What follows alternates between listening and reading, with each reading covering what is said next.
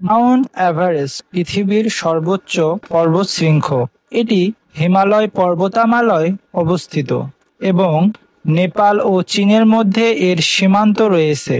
Mount এভারেস্টের উচ্চতা সমুদ্রপৃষ্ঠ থেকে ৮,৮৪৮ মিটার। একে স্থানীয়ভাবে নেপালে সাগরমাতা এবং তিব্বতে চৌমোলাংমা বলা হয়। এখানে মাউন্ট এভারেস্ট সম্পর্কে কিছু অতিরিক্ত তথ্য দেওয়া হলো।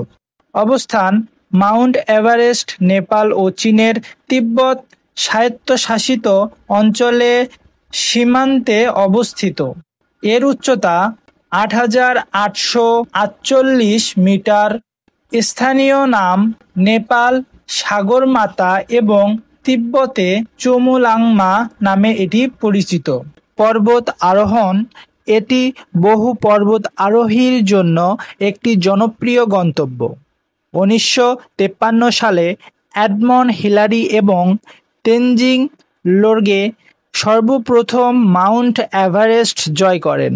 পরিবেশগত উদ্বেগ: মাউন্ট এভারেস্টের পরিবেশগত কিছু সমস্যা রয়েছে। পর্বতারোহীদের ফেলে যাওয়া আবর্জনা এবং অন্যান্য দূষণের সৌন্দর্য নষ্ট করছে। ভূপৃষ্ঠের উচ্চতা: এটি পৃথিবীর কেন্দ্র থেকে সর্বোচ্চ দূরত্বের অবস্থিত পর্বত নয়, তবে সমুদ্রপৃষ্ঠ থেকে এর উচ্চতা সবচেয়ে বেশি।